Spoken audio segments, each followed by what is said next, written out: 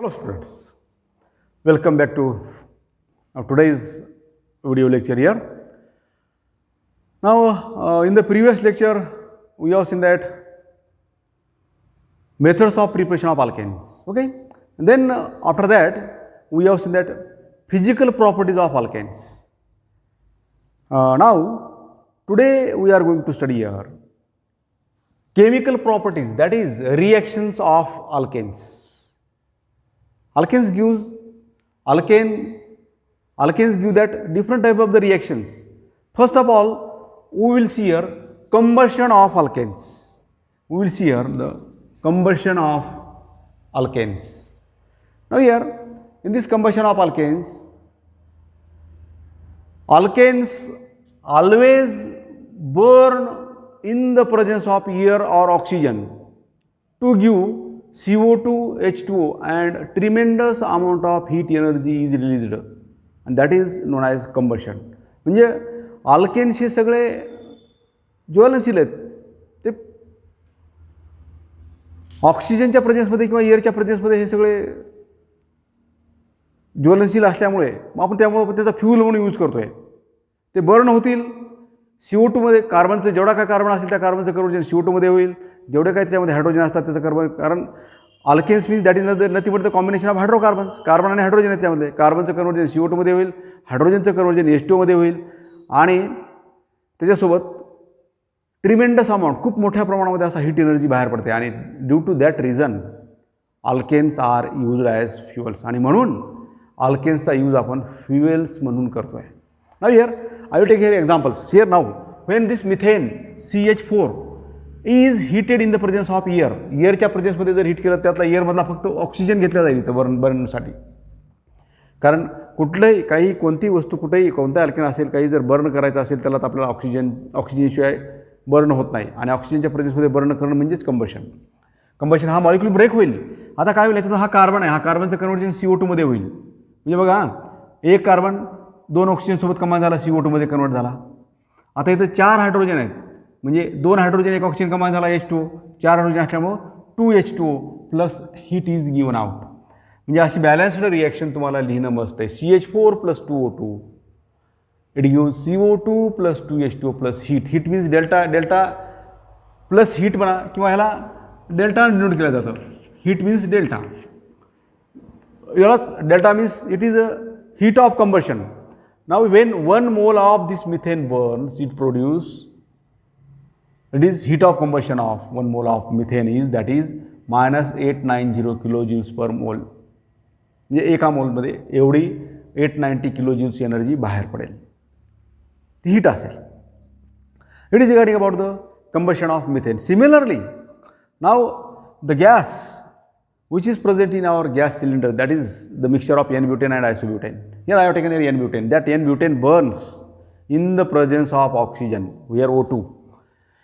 Now here C4H10 is the general formula, it is the molecular formula of butane. आता बघा मी म्हणाल तुम्हाला कार्बनचं conversion CO2 मध्ये होतं, म्हणजे इथे 4 कार्बन आहेत. 4 कार्बनसाठी 4 O2 मॉलिक्यूल लागतील आणि 4 CO2 मॉलिक्यूल्स तयार होतील. बघा आता किती O2 घ्यायचेत. देन 10 हायड्रोजन आहेत म्हणजे याचे 5 H2O तयार होतील. म्हणजे 5 ऑक्सिजन H2 हायड्रोजनचं कन्व्हर्जन H2 मध्ये करण्यासाठी लागतील आणि 8 ऑक्सिजन कार्बनचं कन्व्हर्जन CO2 मध्ये करण्यासाठी लागतील. याचा अर्थ एकूण आपल्याला 13 ऑक्सिजनचे ॲटम्स लागतील. 13O 13 ऑक्सिजनचे ॲटम. आता इथं 13O आपल्याला O2च्या फॉर्ममध्ये घ्यायचं आहे, हा मॉलिक्युलर फॉर्ममध्ये ऑक्सिजन घ्यायचा आहे. मग आपण 6 घ्यावेत 6O2 तर हे 12 होतील, 7 घ्यावेत तर 14 होतील. म्हणून याला लिहिण्याची पद्धत अशी सुद्धा असते. 13/2 13O2 घ्या, त्याला 2ने डिवाइड करा म्हणजे किती झाले 13 झाले. 13 2 26, 26ला 2 भागितलं 13 ऑक्सिजन ॲटम. म्हणून मी असं लिहिलं 13/2O2 in the presence of it is.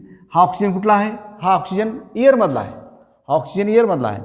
C4H10 plus O2 13/2O2 it gives now this 4 carbon atoms combines with CO2 and formation of 4 CO2 molecule takes place, plus this 10 hydrogen atoms combines with 5 oxygen atoms and formation of 5 H2O takes place and heat is given out.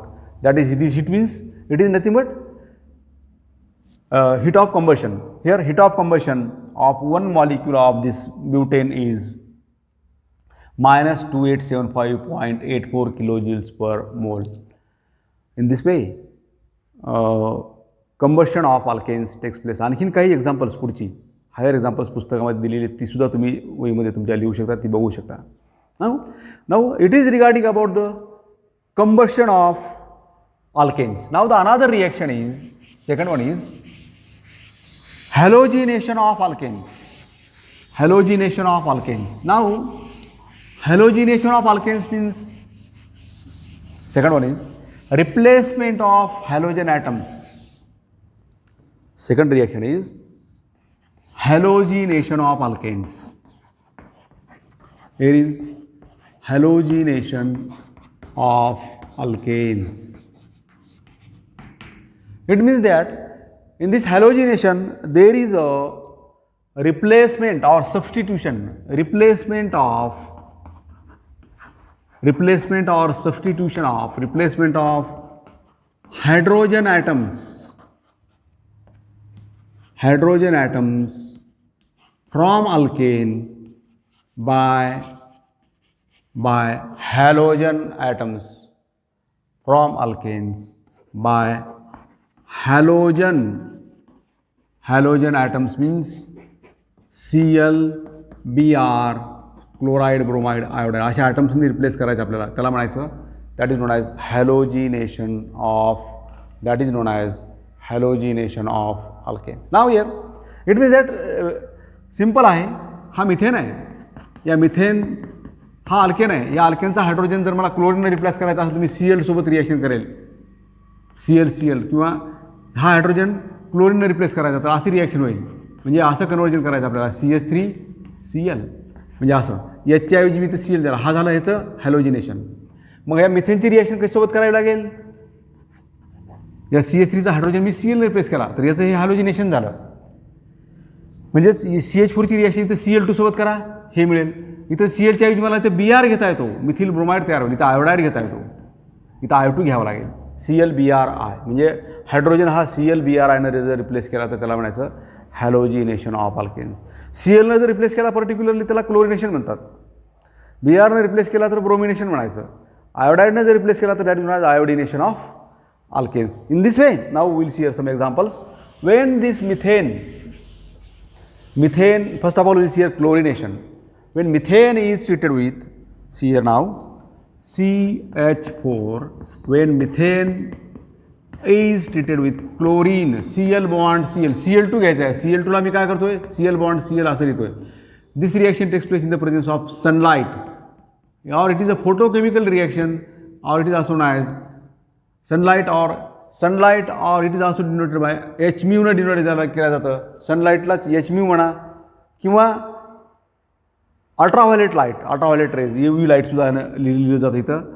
Here नाव reaction is very simple. Here हा hydrogen एक निघून जाईल, this combines with this Cl, formation of HCl takes place, that is the by product, and the place of this hydrogen atom is taken by this chlorine atom, and we will get here the structure like this, CH3 bond Cl plus HCl, CH3 bond Cl plus HCl. It is methyl chloride. It is methyl chloride, or it is also known as chloromethane. Chloromethane is the IUPAC name. Methyl chloride is the common name. तुम्हाला दोन्ही लिहिता आली पाहिजेत.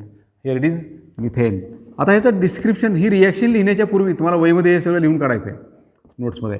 हे लिहिण्याच्या पूर्वी तुम्हाला अगोदर डिस्क्रिप्शन लिहावं लागतं. When chlorine gas is passed into methane in the presence of sunlight, then methyl chloride is obtained. Such type of the description you have to write first of all, and then below that you have to write this reaction.